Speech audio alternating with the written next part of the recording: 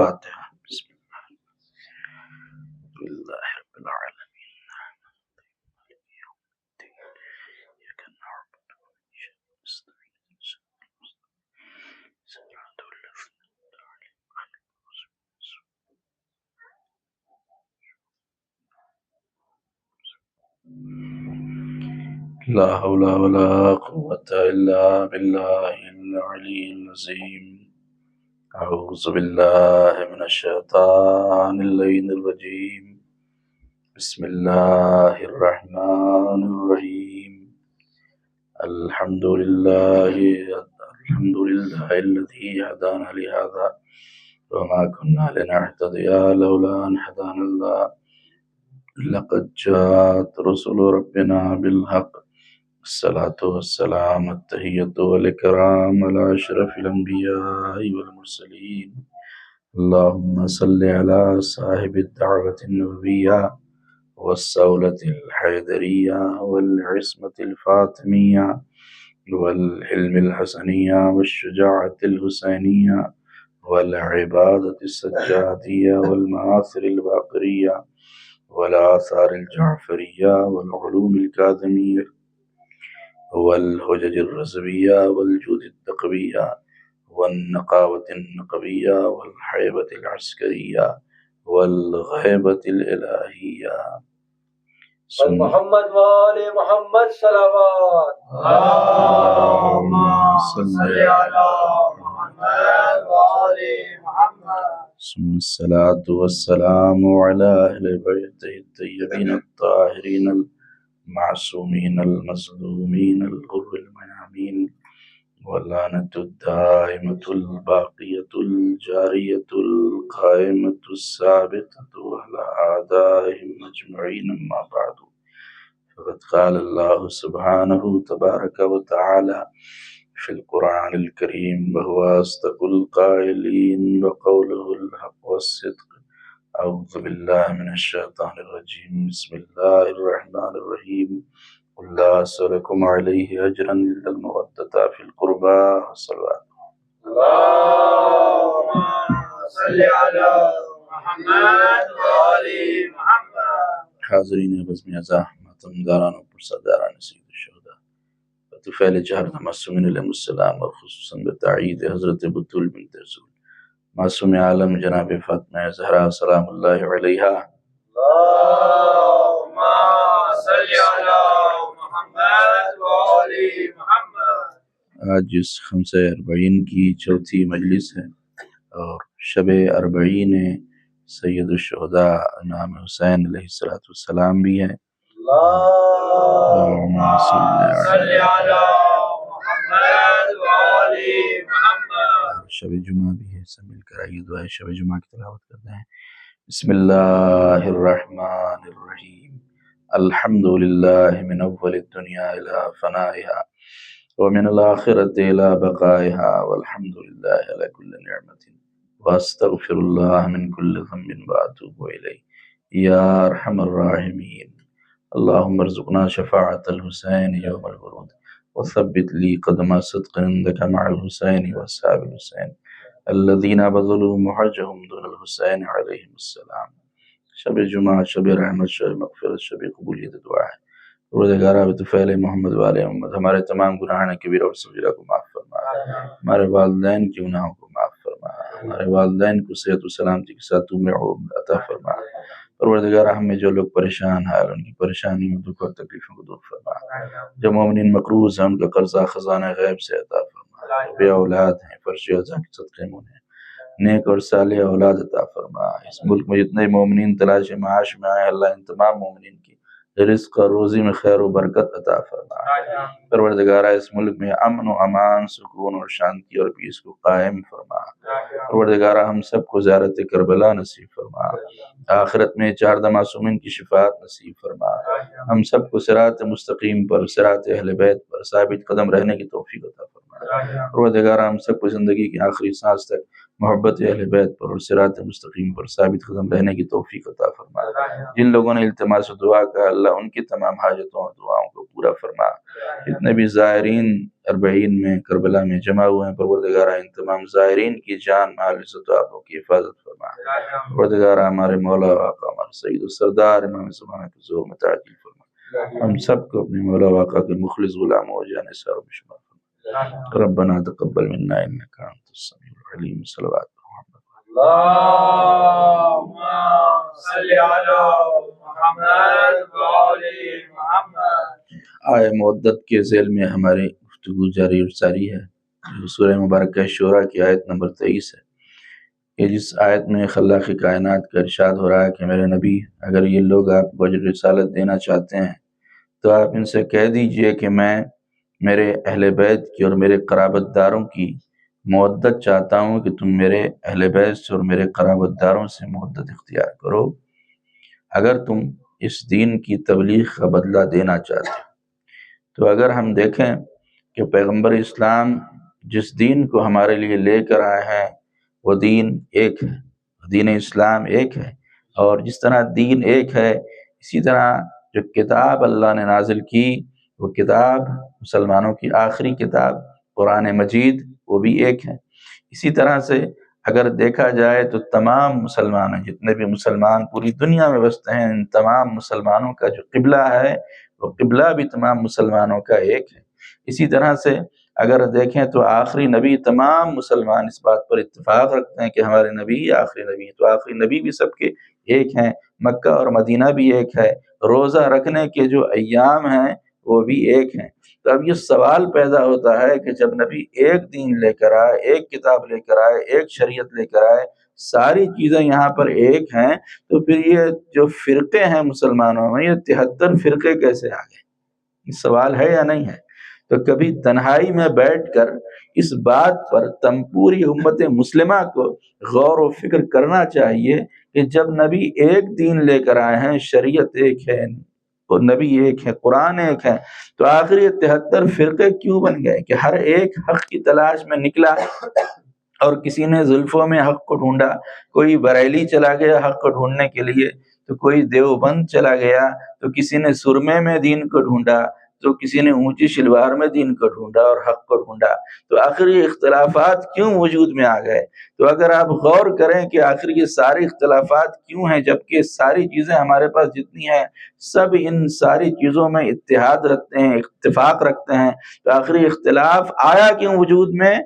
तो जवाब यही मिलेगा, ये जो इख्तिलाफ़ वजूद में आया है ये आजकल के मौलवियों के पेट का धंधा है। अगर इन मौलवियों ने इख्तिलाफ ना डाला होता तो आज सब कुछ एक होता।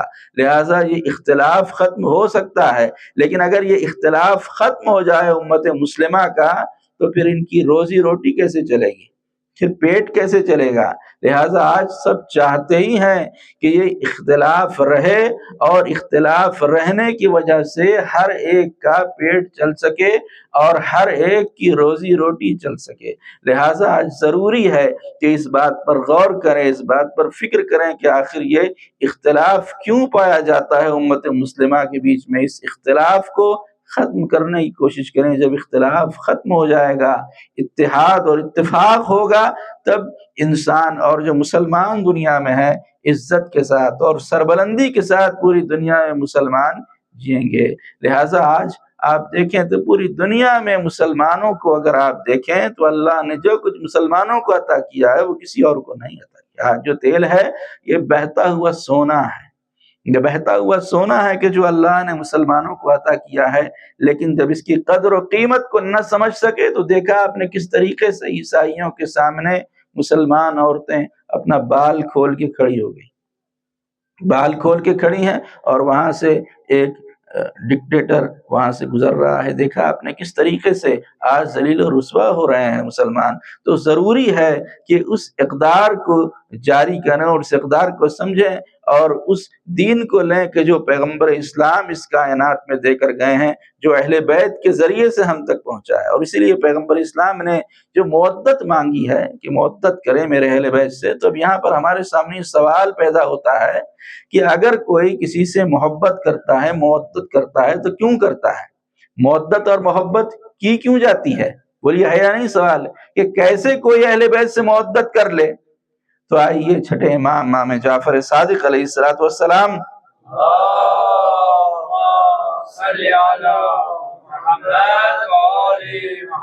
کے پاس ایک شخص آیا اور آ کر کہتا ہے کہ مولا ملحب، مولا محبت کیا ہے؟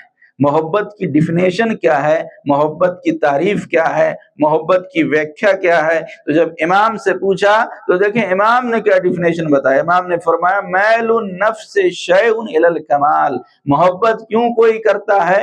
محبت کا مطلب ہے کہ انسان کا نفس کسی کی طرف مائل ہوتا ہے۔ کیوں؟ کیونکہ اس کے اندر کوئی کمال پایا جاتا ہے۔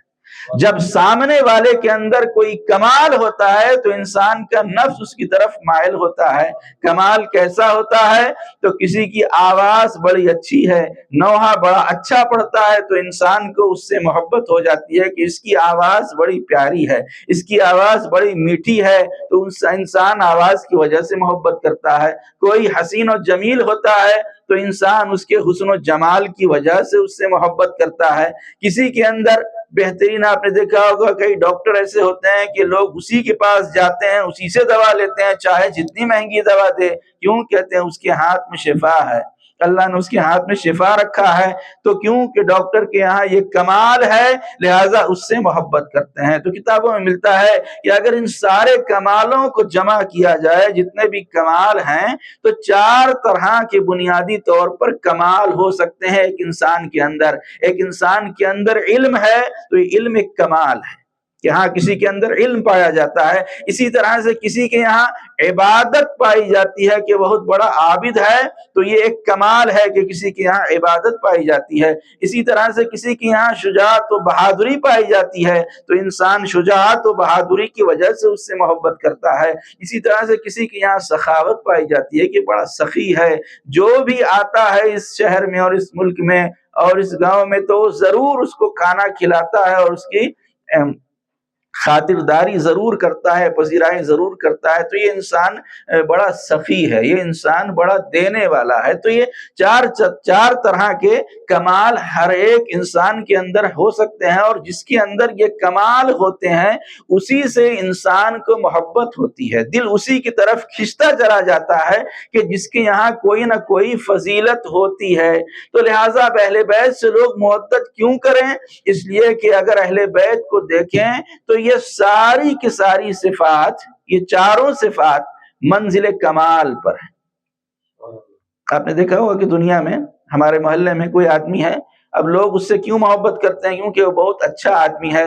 کوئی بھی انسان محلے میں پریشان ہے، اس کے کام آ جاتا ہے، وہ سب کا خیال رکھتا ہے، وہ بیواؤں کی سرپرستی کرتا ہے، وہ یتیموں کی دیکھ بھال کرتا ہے، وہ نماز میں بھی ہمیشہ پہلی صف میں رہتا ہے، کبھی روزہ بھی نہیں چھوٹتا ہے، اور ہر طرح کے مذہبی کام میں آگے آگے رہتا ہے، کبھی بھی پیچھے نہیں رہتا۔ تو کیونکہ اس کے اندر یہ سارے کمال ہیں، لہٰذا ہر ایک کو اس سے محبت ہوگی، ہر ایک کو اس کی۔ تو کیوں یہ کمال؟ کیوں؟ کمال کی وجہ سے انسان کو اس سے محبت ہوتی ہے۔ تو لہٰذا ہر انسان کے اندر، جس کے اندر بھی یہ کمال ہوتا ہے، تو مودت اور محبت انسان کو اس سے ہوتی ہے کہ جس کے اندر فضیلتیں ہوتی ہیں، جس کے اندر کوئی نہ کوئی کمال ہوتا ہے۔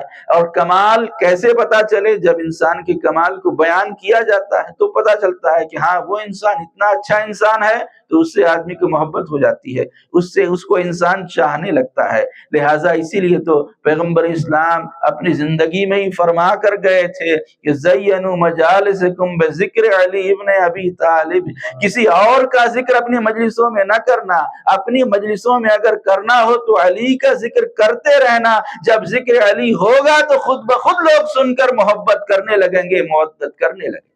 محمد والے محمد صلوات اللہم صلی علی محمد والے محمد۔ اسی لیے تو ہم ذکر اہل بیت کرتے ہیں کہ جب ان کا ذکر کیا جائے گا بار بار تو خود بخود جب لوگ بار بار ان کا ذکر سنیں گے تو دل میں ان کے لیے محبت پیدا ہوگی، دل میں محبت پیدا ہوگی۔ اور یہ جو ایک کلپ میری علامہ طالب جوہری علامہ مقاموں کی گزری کہ وہ فرما رہے تھے کہ پیغمبر، آج کل لوگ سوچتے ہیں کہ مجلس کا ٹاپک کیا ہو، مجلس کا موضوع کیا ہو، تو موضوع اور ٹاپک اور سوجے اور وشے اور عنوان تو پیغمبر اسلام خود دے کر گئے ہیں، اور وہ ہے مولائے کائنات کہ ان کا ذکر کرو۔ پھر وہ بیان کرتے ہیں لہٰذا کیونکہ پیغمبر اسلام فرما کر گئے ہیں کہ اپنی مجلسوں کو علی کے ذکر سے زینت دو، تو وہ مجلس کہ جس میں سب کچھ ہو ذکر علی نہ ہو تو وہ مجلس منحوس بھی ہے، ملعون بھی ہے۔ وہ فرما رہے ہیں علامہ طالب جوہری علامہ مقاموں کہہ رہے ہیں، اسی طرح سے ان کا یہ جملہ ہے کہ آدم سے لے کر آج تک جتنی کتابیں آپ دیکھ لیں، بہت سارے رائٹرز گزرے ہیں، ان ساری کتابوں میں جو سب سے محترم کتاب ہے وہ کون ہے ہمارے لیے؟ وہ اللہ کی آخری کتاب قرآن مجید ہے کہ ہم اس کا بڑا احترام کرتے ہیں، ہم اس کی بڑی عزت کرتے ہیں کہ اللہ کی کتاب ہے، لیکن قرآن کا احترام اپنی جگہ پر، قرآن کی عزت اپنی جگہ پر، قرآن کی برتری اپنی جگہ پر، لیکن اگر کوئی بیٹھ جائے اور بیٹھ کر کہنے لگے قرآن قرآن قرآن قرآن قرآن کی تسبیح پڑھنے لگے تو آپ بتائیے ہر انسان جو اس کو دیکھے گا وہ کیا کہے گا؟ وہ یہی تو کہے گا ہی از مینٹلی ڈسٹرب۔ ایسا آدمی کہیں پاگل تو نہیں ہو گیا کہ آخر یہ قرآن قرآن قرآن قرآن کیوں کہہ رہا ہے؟ قرآن پڑھنے کا ثواب اس وقت ملے گا جب آدمی قرآن کو کھول کر قرآن کی تلاوت کرے۔ صرف قرآن کی تسبیح پڑھنے سے کسی کو قرآن کی تلاوت کا ثواب نہیں ملے گا۔ تو وہ کہتے ہیں کہ قرآن کی عظمتوں کو ہمارا سلام، لیکن کوئی قرآن کہے تو ثواب نہیں ملے گا، لیکن اگر تسبیح لے کر علی کی تسبیح پڑھنے لگے تو اس انسان کو ثواب بھی ملے گا، عبادت بھی لکھی جائے گی۔ اور محمد والے محمد صلوات۔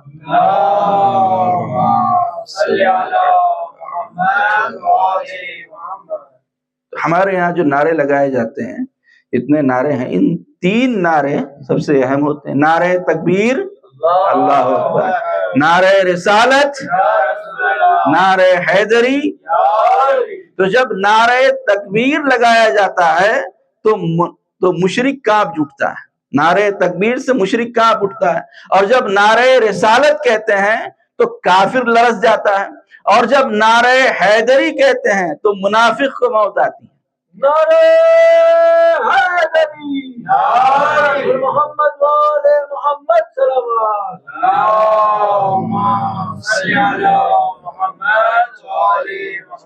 تو یہ جو نعرے تکبیر ہے یہ کامن نعرہ ہے، ادھر بھی ادھر بھی، نعرے تکبیر دونوں طرف۔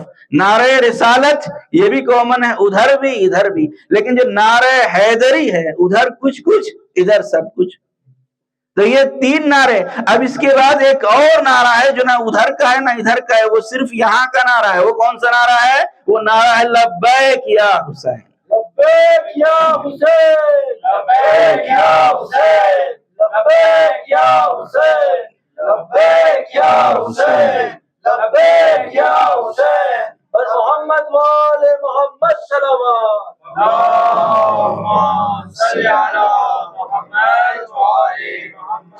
تو جب نعرے حیدری لگاتے ہیں تو سعودی کو موت آتی ہے، لبیک یا حسین کہتے ہیں تو یہودی کو موت آتی ہے۔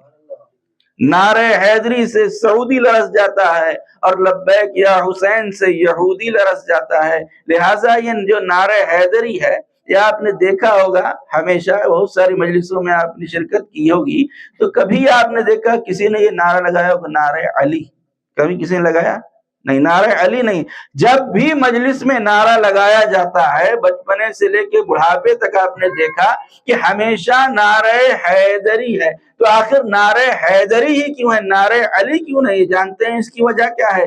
اس کی وجہ یہ ہے کہ یہ نعرہ حیدری ہے، یہ نعرہ حیدری ماں کی طہارت کی طرف اشارہ ہے، کیونکہ جب مرحب جنگ خیبر میں سامنے آیا اور کہنے لگا کہ انا الذی سمتنی امی مرحبا، میں وہ ہوں کہ میری ماں نے میرا نام مرحب رکھا ہے، تو مولا نے کیا جواب دیا؟ انا الذی سمتنی امی حیدرہ، میں وہ ہوں کہ میری ماں نے میرا نام حیدر رکھا ہے۔ تو نعرہ حیدری اشارہ ہے ماں کی طہارت کی طرف۔ یہ نعرہ وہی لگا سکتا ہے جس کی ماں طیب و طاہر ہوتی ہے۔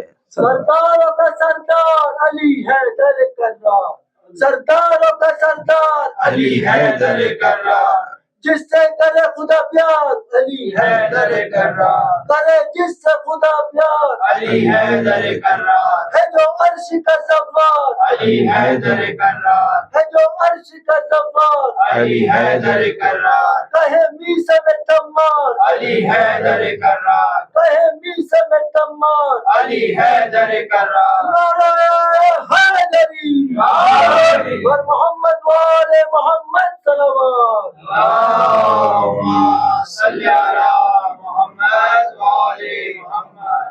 تو ہم نے نعروں کی بات کی آپ کے سامنے، تو ایک اور نعرہ آپ کے سامنے عرض کریں کہ یہ نعرہ بھی لوگ بہت لگاتے ہیں کہ ہر ایک میزان میں تولا علی مولا علی مولا۔ تو ہم بتا دیں آپ کو کہ یہ نعرہ ہی غلط ہے۔ آپ سوچ رہے ہوں کہ یہ نعرہ کیسے غلط ہے؟ یہ نعرہ ہی غلط ہے کہ ہر ایک میزان میں تولا علی مولا۔ کیوں؟ اس لیے کہ آج تک ایسا میزان بنا ہی نہیں جس میں علی کو تولا جا سکے۔ محمد وآل محمد صلوات، اللہم صلی علی محمد وآل محمد۔ اور آپ جو نعرہ لگا دیتے ہیں مجلسوں میں، تو ہمارے جیسے خادم کے لیے یہ ایک مہر قبولیت لگتی ہے کہ یہ مجلس قبول ہو گئی، کیونکہ جب مومنین راضی تو مولا راضی، مولا راضی تو خدا راضی۔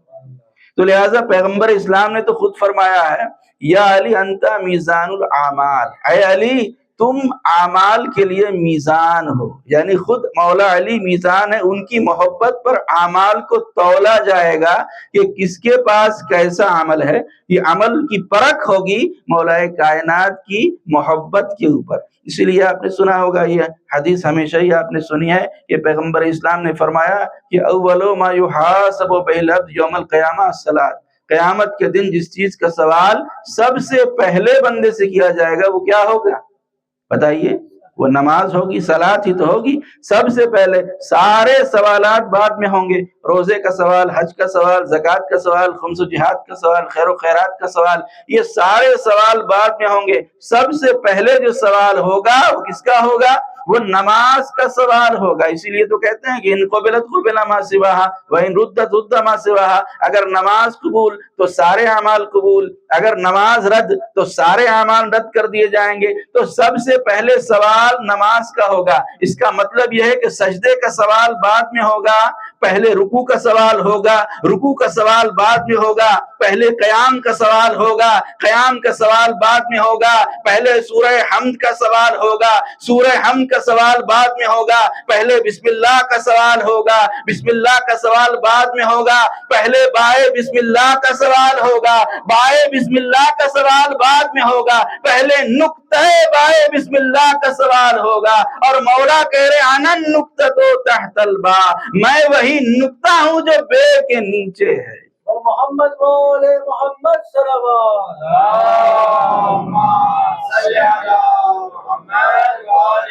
محمد۔ اس کا مطلب یہ ہے کہ مولا کی ذات وہ ذات ہے کہ اگر بکھیر دیا جائے تو 30 پاروں کا قرآن بن جائے، سمیٹ دیا جائے تو نقطے میں سما جائے۔ تو ہم نے آپ کی خدمت میں عرض کیا، وقت تمام ہوتا جا رہا ہے، کہ 4 صفتیں ہیں۔ سب سے پہلی چیز ہے انسان کی محبت ہوتی ہے کسی سے، کیوں؟ کیونکہ کسی کے اندر علم ہوتا ہے۔ تو ہم مولا علی سے محبت کیوں کریں؟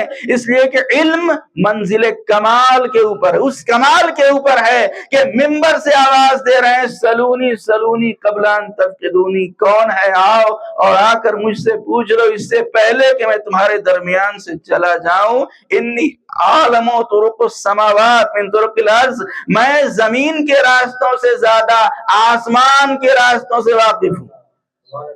مولا کیا کہہ رہے ہیں؟ میں زمین سے زیادہ آسمان کے راستوں سے واقف ہوں۔ آج گوگل بن گیا، اتنی ترقیاں ہو گئی، تب پتا چلا کہ آسمان پر بھی راستے ہیں۔ مولا نے 1400 سال پہلے ہی بتا دیا تھا کہ آسمان پر بھی راستے ہیں۔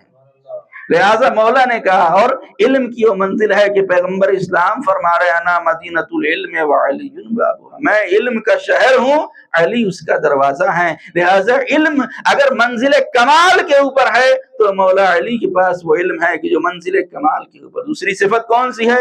شجاعت ہے، بہادری ہے، انسان کو محبت ہوتی ہے۔ اگر کوئی باڈی بلڈر ہے کہ ریسلنگ کرتا ہے، باکسنگ کرتا ہے، آدمی کو فیوریٹ ہوتا ہے، ہم اس کے فین ہیں، تو محبت کیوں ہوتی ہے؟ کیونکہ شجاعت ہے، بہادری ہے۔ تو اگر شجاعت اور بہادری دیکھنا ہے تو ان کی بہادری وہ ہے کہ لوگ پوچھتے ہیں دوسروں میں اور علی میں فرق کیا ہے، غیروں میں اور مولا علی میں فرق کیا ہے؟ تو سنیے کہ دوسروں میں مولا علی میں فرق کیا ہے۔ دوسرے وہ تھے جو ہر میدان سے لاپتہ تھے اور علی ہر میدان میں لافتہ تھے۔ نعرہ حیدری، محمد وآل محمد صلوات، صلی علی محمد وآل محمد۔ تو ان کی شجاعت اور ان کی بہادری کا وہ عالم ہے کہ میدان جنگ میں ایک باریک کرتا پہن کر مولا جنگ کر رہے ہیں، اور مولا خود فرماتے ہیں کہ ابو طالب کے بیٹے کو موت سے ڈر نہیں لگتا کہ موت مجھ پر آ پڑے یا میں موت پر جا پڑوں۔ علی کو موت سے ڈر نہیں لگتا ہے۔ مولا جنگ کر رہے ہیں، سامنے کافر ہے، کافر نے پہلے مولا نے موقع دیا کہ وار کرے، اس نے وار کیا، مولا نے وار کر روکا اپنی تلوار سے، اور ایک مرتبہ جب مولا نے وار کیا تو اس کی تلوار چھوٹ کے گر گئی۔ جیسے ہی تلوار چھوٹ کے گری، سامنے کافر ہے لیکن دیکھیے یہ مولا کے باپ کو پہچانتا ہے، کہتا ہے یا علی آپ کریم باپ کے کریم بیٹے ہیں، میری تلوار چھوٹ گئی، آپ مجھے اپنا ہتھیار دے دیجئے۔ اب دیکھیے مولا نے کیا کیا، مولا نے اپنی تلوار اس کے حوالے کر دی۔ جیسی مولا نے تلوار اس کے حوالے کی تو مسکرانے لگا، ہنسنے لگا اور کہنے لگا یا Ali you are such a great soldier, اے علی آپ اتنے بڑے بہادر ہیں اور آپ جنگ کا رول نہیں جانتے، آپ جنگ کے اصول سے واقف نہیں ہیں۔ کبھی دشمن کو اپنی تلوار دی جاتی ہے، کبھی دشمن کے حوالے اپنا ہتھیار کیا جاتا ہے، آپ نے اپنی تلوار مجھے دے دی، اب بتائیے آپ کو مجھ سے کون بچائے گا؟ کہتا یا علی اب بتائیے آپ کو مجھ سے کون بچائے گا؟ مولا نے کہا تو کیا سمجھتا ہے یہ تلوار بچاتی ہے؟ تو کہنے لگا پھر کون بچاتا ہے؟ مولا نے کہا وہ خدا بچاتا ہے جس کے لیے جنگ کرتا۔ اب دیکھیے مولا کا جملہ، میدان جنگ کو مدرسہ بنانا علی کا معجزہ۔ مولا نے فرمایا کہ تو کیا سمجھتا ہے تلوار بچاتی ہے؟ وہ خدا بچاتا ہے جس کے لیے جنگ کرتا ہوں۔ کہتا ہے یا علی آپ کو خدا کی ذات پر اتنا بھروسہ ہے؟ مولا نے کہا مجھے اپنی ذات سے زیادہ خدا کی ذات پر بھروسہ ہے۔ بس جیسے ہی مولا نے یہ فرمایا تو کہنے لگا یا علی مجھے کلمہ پڑھا دیجئے، میں مسلمان ہونا چاہتا ہوں۔ محمد وآل محمد صلوات، صلی علی محمد وآل محمد۔ مولا نے اسے کلمہ پڑھایا، وہ مسلمان ہو گیا، بات یہاں تمام ہو گئی۔ میں صرف ایک جملہ کہوں گا، میرے مولا آپ کا کیا کہنا؟ جب تلوار ہاتھ میں ہو تو کافر ختم ہو جاتا ہے، تلوار ہاتھ میں نہ ہو تو کفر ختم ہو جاتا ہے۔ یہ ہے مولا کی شجاعت اور یہ بہادری ہے کہ یہاں تلوار جو الزام لگایا جاتا ہے کہ اسلام تلوار سے پھیلا ہے، تو اسلام تلوار سے نہیں، اسلام کردار سے پھیلا ہے، کردار محمد والے محمد سے پھیلا ہے۔ تو شجاعت بھی دیکھیں تو منزل کمال پر ہے، علم منزل کمال پر ہے۔ اب مولا کی عبادت کو دیکھیں کہ عبادتیں کیسی ہیں، تو جن کے لیے پیغمبر اسلام خود سند دے رہے ہیں کہ ضربت علی یوم الخندق افضل من عبادت الثقلین، علی کی ایک ضربت ثقلین کی عبادتوں سے بہتر ہے۔ جب ایک ضربت ایسی ہے تو عبادت کیسی ہوگی؟ مولا کی سخاوت کو دیکھنا ہے کہ ان کے یہاں سخاوت کیسی ہے، دوسروں کو دینے کا جذبہ کیسا ہے۔ تو آپ یاد رکھیں کہ دو لفظ، ایک ہے سخی، ایک ہے کریم۔ اہل بیت کے لیے سخی کا لفظ استعمال نہیں ہوتا بلکہ کریم۔ کیوں؟ سخی اسے کہتے ہیں جو مانگنے پر عطا کرے، لیکن کریم اسے کہتے ہیں جو بن مانگے دیتا ہے۔ تو یہ وہ ہیں کہ ادھر آیا ہے فقیر اور اس طرح سے اشارہ کیا کہ آئے اور میری انگلی سے انگوٹھی اتار کر لے جائے، اور جہاں انگوٹھی لے گیا اللہ نے آیت ولایت نازل کی، انما ولیکم اللہ ورسولہ والذین آمنوا والذین یقیمون الصلاۃ ویؤتون الزکاۃ وهم راکعون۔ پر محمد وآل محمد صلوات. اللهم صل علی محمد وآل محمد. جس طرح سے علی کریم ہے ویسے ہی حسین بھی کریم. آج دیکھیے کیا حالت ہے. مکہ میں حج کے موقع پر کتنے جاتے ہیں حاجی؟ حج کے موقع پر حاجی جاتے ہیں 20 سے 22 لاکھ حاجی جاتے ہیں، اور ایک جمع غفیر حاجیوں کا ہوتا ہے. لیکن جب کربلا کو دیکھیں تو کربلا میں کتنے گئے ہیں؟ پچھلے سال کا ریکارڈ تھا 21 ملین، اور اس سال 25 ملین کا ریکارڈ بننے والا ہے کہ 2.5 کروڑ لوگ ہیں. تو وہاں بھی مجمع ہے، لاکھوں کا مجمع ہے، یہاں کروڑوں کا مجمع ہے. لیکن حسین کے یہاں مجمع نہ کل کم تھا، نہ آج کم ہے، نہ کل کم ہونے والا ہے. پوری دنیا میں اگر سب سے بڑا مجمع کسی کے نام پر جمع ہوتا ہے تو حسین ابن علی کے نام پر جمع ہوتا ہے. یہ ہزاروں لاکھوں اور کروڑوں کا مجمع ہے کہ جو آج 40 میں کربلا میں جمع ہو گیا ہے.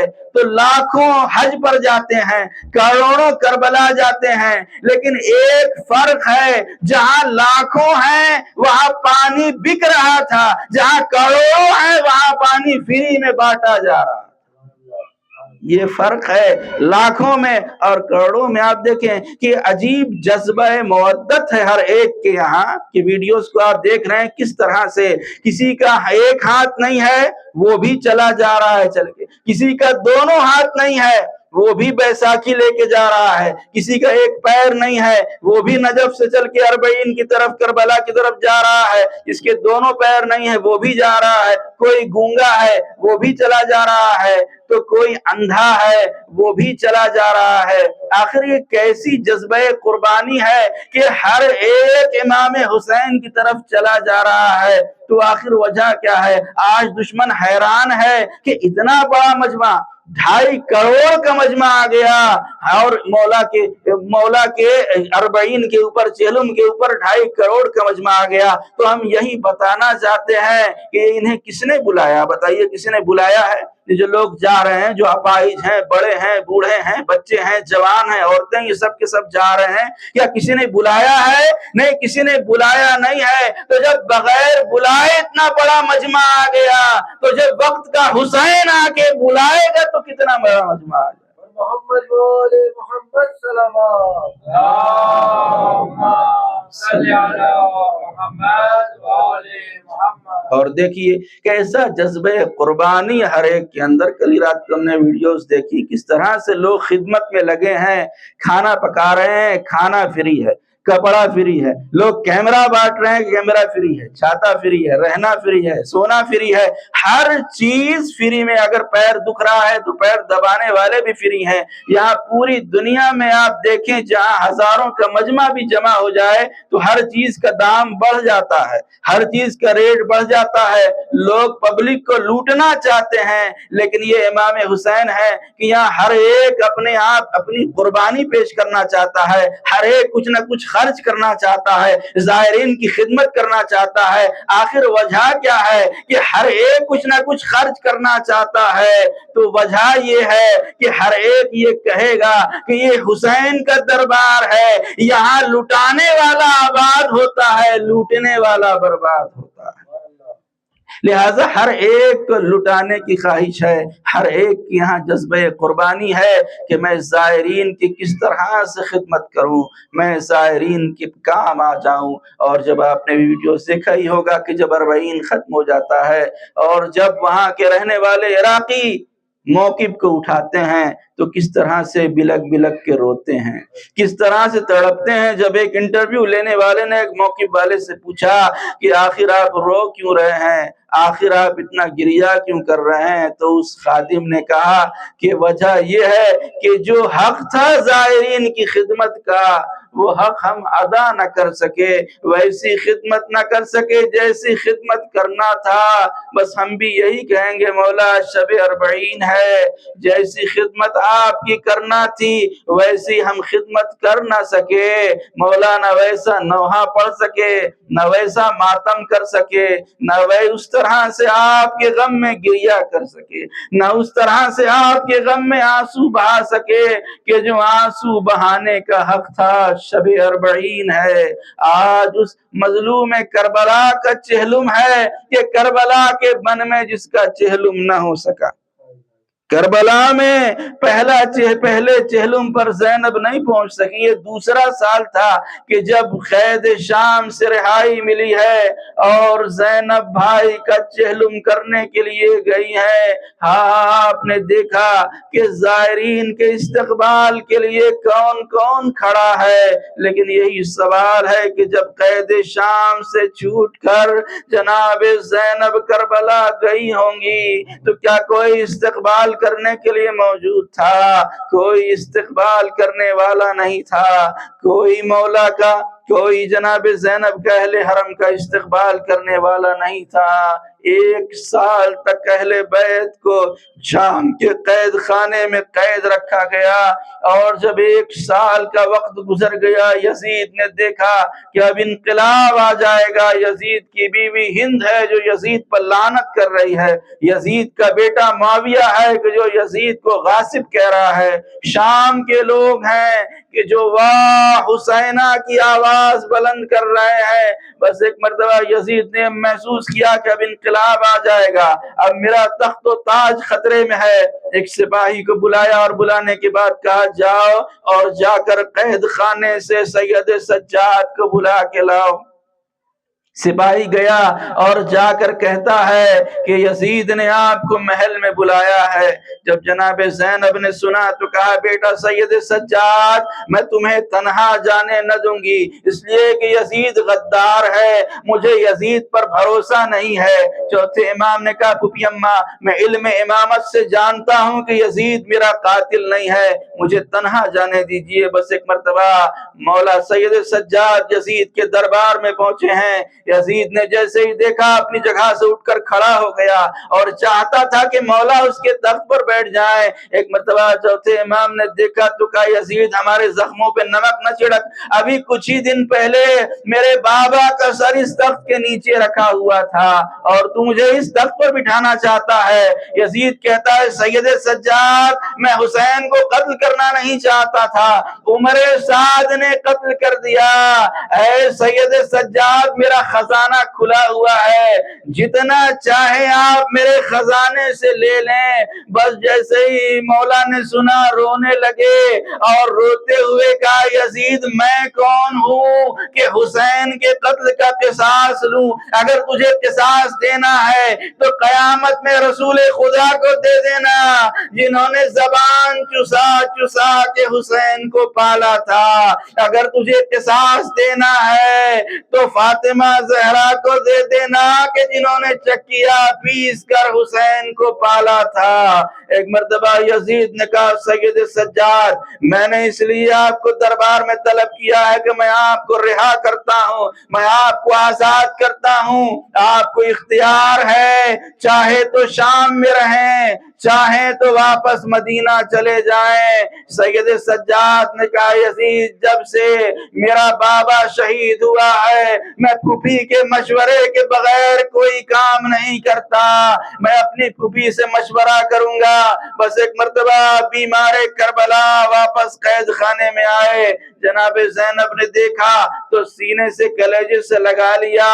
سید سجاد نے کہا پھوپھی اماں یزید نے ہمیں آزاد کر دیا ہے اور ہمیں اختیار دیا ہے کہ چاہے تو شام میں رہیں چاہے تو مدینہ چلے جائیں۔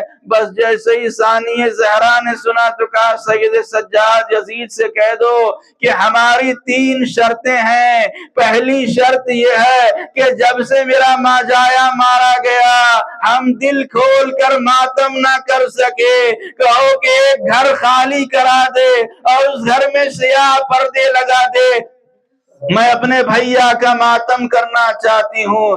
دوسری شرط یہ ہے یزید سے کہہ دو کہ ہمارے مقتولین کے سر ہمیں دے دے، ہم ان سروں کو گود میں لے کر ماتم کرنا چاہتے ہیں۔ اور تیسری شرط یہ ہے کہ شام غریبہ میں ہمارا جو سامان لوٹا گیا ہے اس سامان کو واپس کر دے، اس لیے کہ اس میں میری ماں کی چکی بھی ہے۔ چوتھے امام گئے اور جا کر بتایا، ایک گھر خالی کرایا گیا اور اس گھر میں سیاہ پردے لگائے گئے۔ ایک مرتبہ اس گھر میں مصیبت کی ماری بیویاں اس گھر کے اندر داخل ہوئیں۔ شام کی عزت دار گھرانے کی عورتیں بھی آئیں۔ جیسے ہی بیویاں اس گھر میں داخل ہوئیں، جناب زینب نے یہ سب سے پہلا فرش عزا تھا جو اس شام کے اس گھر میں بچھایا، اور جب فرش عزا بچھا چکی تو سید سجاد کو آواز دی اور کہا، بیٹا سید سجاد، دنیا کا دستور ہے کہ جب باپ مر جاتا ہے تو بیٹے کو پرسہ دیا جاتا ہے۔ میں نے دیکھا تمہارا بابا مارا گیا لیکن آج تک کوئی پرسہ دینے نہ آیا، اب اس رسم کو زینب ادا کرے گی۔ اے بیٹا، میں تمہیں تمہارے بابا کا پرسہ دیتی ہوں۔ عزاداران مظلوم کربلا شب 40 ہے، آئیے شہزادی کونین کو پرسہ دیں۔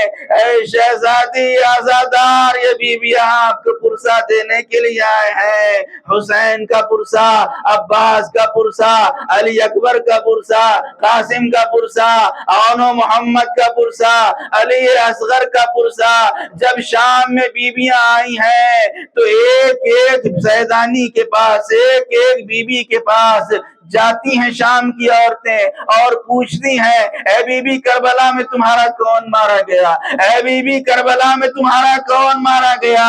جناب زینب نے دیکھا تو کہا، بیویوں بس اتنا سمجھ لو کہ ایک دوپہر میں بھرا گھر اجڑ گیا، ایک دوپہر میں 72 جنازے ہمارے گھر سے نکلے۔ بس وہ پہلی مجلس تھی بعد شہادت امام حسین۔ زینب منبر کے اوپر گئی۔ ہاں، جب کوئی مصائب پڑھنا چاہتا ہے کتابوں کا سہارا لیتا ہے، مقاتل کی روایتوں کو دیکھتا ہے، لیکن ذرا سوچئے کہ وہ زینب جو واقعات کربلا کو اپنی آنکھوں سے دیکھ کر آئی تھی، حسین کڑیل جوان کا لاشا لا رہے تھے، زینب دیکھ رہی تھی حسین قاسم کا پامال لاشا لائے، زینب دیکھ رہی تھی علی اصغر کا لاشا لائے، زینب دیکھ رہی تھی۔ ہاں سوچئے، ہر ایک مصائب کو زینب نے اپنی آنکھوں سے دیکھا ہے۔ جب زینب نے مصائب پڑھے ہوں گے تو کیا عالم ہوا ہوگا۔ بیویوں نے گریہ کیا، بیویوں نے ماتم کیا کہ اتنے میں ایک شور اٹھا کہ شہدائے کربلا کے سر آتے ہیں۔ بس ایک مرتبہ جیسے ہی قاسم کا سر آیا، ام فروہ آگے بڑھی، قاسم کا سر گود میں لے کر ام فروہ نے ماتم کیا۔ ایک مرتبہ علی اکبر کا سر آیا، ام لیلہ آگے بڑھی، کڑیل جوان کا سر لیا، ام لیلہ نے فریاد و فغاں کیا، ماتم کیا۔ ایک مرتبہ علمدار کا سر آیا، ام کلثوم آگے بڑھی، بھائی کا سر لیا، آواز دی، اے بھیا تمہاری شہادت کے بعد ہمارے سروں سے چادریں چھینی گئیں، اے بھیا ہمیں کوفے و شام کے بازاروں اور درباروں میں پھرایا گیا۔ ایک مرتبہ امام حسین کا سر آیا، بیویاں تعظیم کو اٹھی، سید سجاد نے سلام کیا، السلام علیکہ یا ابا عبداللہ، السلام علیکہ یا ابن رسول اللہ، بابا مظلوم بیٹے کا سلام۔ ہر ایک بی بی اپنے اپنے وارثوں کا سر لے کر ماتم کر رہی تھی۔ روایت میں ملتا ہے کہ 2 سر ایسے تھے جن کو کوئی لینے والا نہ تھا۔ بس حمید کہتا ہے، میں نے پوچھا کہ آخر یہ 2 سر کس کے ہیں کہ جن کا کوئی ماتم کرنے والا نہیں ہے؟ جواب ملا کہ یہ اون و محمد کے سر ہیں، لیکن میری پھوپھی نے بھائی سے وعدہ کیا ہے، زینب نے بھائی سے وعدہ کیا ہے، جب تک زندہ رہوں گی بھائی کا ماتم کروں گی، بچوں کا ماتم نہیں کروں گی۔ بس ابھی بیویاں سروں کو لے کر رو رہی تھی کہ اتنے میں اس مجلس میں ایک صندوق آیا. وہ صندوق کہ اس میں وہ سامان تھے کہ جو بیویوں سے شام غریبہ میں چھینے گئے تھے. ثانی زہرا آگے بڑھی, آگے بڑھ کر اس صندوق کو کھولا تو کیا دیکھا کہ اس میں بیویوں کی لٹی ہوئی چادریں تھیں. آپ نے ایک چادر نکالا, کہا بھابھی ام لیلا یہ آپ کی چادر. ایک چادر نکالا, کہا بھابھی امی فروا یہ آپ کی چادر ہے. ایک مرتبہ ایک اور چادر نکالا, کہا اماں فضا لیجئے یہ آپ کی چادر ہے. ایک اور چادر نکالی, کہا بہن ام کلثوم یہ آپ کی چادر ہے. زینب نے اپنی چادر بھی لی, لیکن جب سب کو چادریں تقسیم کر چکی تو ایک چھوٹی سی چادر رہ گئی جس کا کوئی لینے والا نہ تھا. زینب کو سکینہ یاد آ گئی, آواز دی ہے میری بیٹی سکینہ, ارے کہاں پردے کا بڑا خیال تھا, آؤ چادر آ گئی. سکینہ آؤ اپنی چادر. انا للہ و انا الیہ راجعون. رضا بقضائه وتسليما لامره وسيعلم الذين ظلموا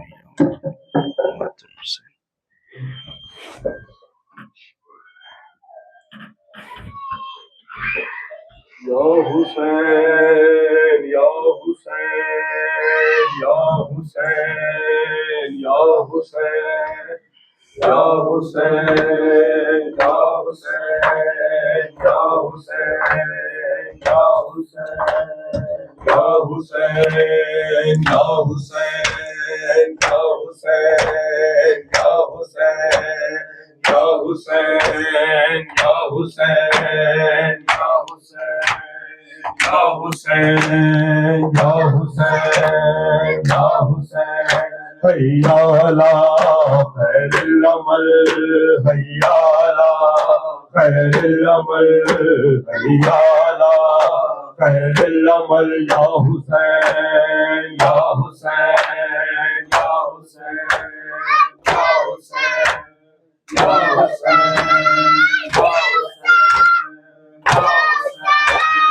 بازار کے منظر کو اپنے کھلے سر کو بھولی نہیں میں. بازار کے منظر کو اپنے کھلے سر کو بھولی نہیں میں. بازار کے منظر کو اپنے کھلے سر کو